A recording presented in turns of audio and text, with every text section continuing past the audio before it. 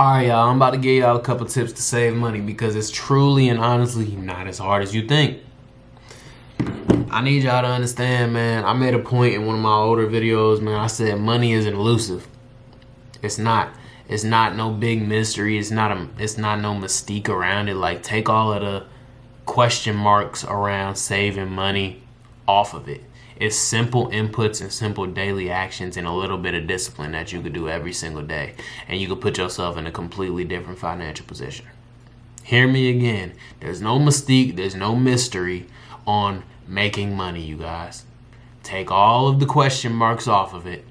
Take a deep breath with me before we get into this, you know what I'm saying? And just understand that money isn't elusive. You can do this shit. It just take a little bit of discipline. It take a little bit of buckling down, not being a little hoe, not impulse spending, and you know what I'm saying? Just locking in, man. That's really all it is. So yeah, saving money isn't as hard as you think. And I'm gonna give you guys my personal breakdown of how I break down all of my finances and, you know what I'm saying, how I manage the money that I have coming in every single day, every single week, all year, right? So let's go ahead and hop straight into it, man, because I don't want to waste y'all time. As y'all can see, I have a whole notepad called How to Organize Your Money, but that's what I'm gonna be using as a reference. So if y'all see me looking down, I'm using that as a reference, right? This isn't ChatGPT, as y'all can see. This is my notes app, man. This is a real deal. You know what I'm saying? How I organize my money specifically. First things first, I need y'all to understand, man. You need to have an emergency fund. Hear me again. You need to have an emergency fund, an emergency shield, whatever you want to call it. A little bit of breathing room, some space, you know what I'm saying? Some savings, whatever you want to call it, you know what I'm saying? An emergency fund savings. You need to have that, right? Because in the event of an emergency, you need to have liquid cash readily available that you can access fairly quickly to handle said emergency, right? If your car breaks down, boom, you got 2 bands right now. You can go and fix whatever the hell, virtually almost anything that is happening to your car, right? You get a flat tire, boom, you can go and fix that immediately. It's not even thought. That's not a problem, right? You lose your job, boom, you got at least 1 or 2 months of rent saved up, you're good. So I like to say you need to have your emergency fund first. And a lot of people say like, oh yeah, you need to have 6 months of your emergency fund saved up. I kind of feel like that's a bit of a large jump, you know what I'm saying, for people that aren't used to saving money. So I say if this is your first time hearing a concept like this, man, save at least 1 to 2 months of your monthly expenses in your emergency fund, right? Now, I don't know how much that is for you specifically. You would have to go and calculate all of the bills that you have coming in. It takes a little bit of discipline, but buckle down. Go look at all of the expenses you have, those subscriptions, your rent, the amount you pay on groceries, everything, gas that you usually spend budget out every single expense you have every month, right? Add it up, right? It might be 2,000, it might be 3,000, 4,000, right? And whatever that number is, let's just say 4,000, right? Whatever that number is for the month that you spend every single month, you need to have 1 to 2 months of that saved and put away in a high yield savings account, right? For you to readily access it. And that'll be your savings / emergency fund, right? So 4 bands, 4,000. Let's do some easy math for y'all boys, man. 4,000 times 2 months, liquid $8,000, right? Or 1 month, liquid $4,000. All right, cool. Once you have that, you have that number in your head and you understand what you need to put away in your emergency fund. Now, once we have that, we can move past that. You're safe. You have some breathing room. You could take a deep breath and relax finally for once.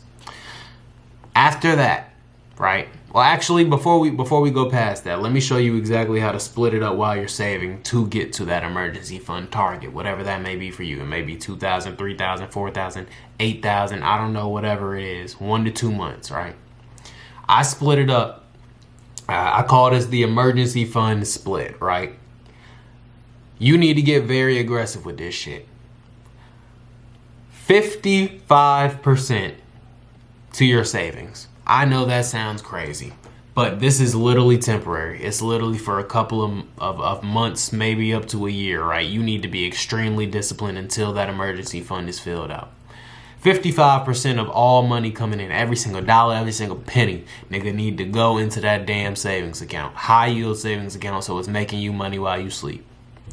25% needs to go to your bills, non-negotiable. You need to have money set aside for your bills, because damn near majority of your money is going to be going toward building this shield for yourself, this emergency fund, right? But you also need to be able to have your day-to-day expenses covered, right? You need to be able to pay rent. You need to be able to pay for gas. You need to be able to pay for groceries, right? So 25%, and a lot of y'all make a lot of money, so you know what I'm saying, 25%, y'all should, you know what I'm saying, y'all should still be afloat with that. 55% to your savings, going toward the emergency fund, 25% toward your bills. And then you could put the last 20% towards your savings, right? I mean, your spending, right? I call this your fuck off account. A lot of y'all, you know what I'm saying, want to have splurge shopping days and, you know what I'm saying, go get fast food and go buy the newest Jordan. That's all cool as long as it come out of this damn bank account. Open 3 separate bank accounts for right now, and you need to allocate 20% only toward spending on bullshit. Excuse my French. But yeah, 55% to the savings, 25% to your bills, and the last 20% to your spending. And after that, you guys, once you hit your emergency fund target, 1 or 2 months, decide what makes you feel most comfortable, right? What's best for you once you have that $4,000 saved up, or maybe more than that. We'll switch it to my main, you know what I'm saying, breakdown of the finances. So after you hit that emergency fund target and you're insured, you're safe, you got some breathing room, you need to open, hold on, let me see, 1, 2, 3, 4, 5. You need to open 4 to 5 bank accounts, right? So that you can split it up like this. 35% needs to go to your investments. That is a whole separate bank account. Mine is Navy Federal. I use Navy Federal for this. You need to have a whole separate bank account to go towards your investments, right? This is anything, and don't cope with this. This is any real thing that you can put money toward that will increase your money in any way, right? Whether that be stocks, whether that be crypto, whether that be a new opportunity that pops up, whether that be a new business you want to start. Anything that can increase your money, right? You put that into this account, and I allocate 35% of all incoming money to that account, right? Because why? This is the account that helps you make more money in the long run, right? So you need to allocate a good amount, a good chunk of your money to it.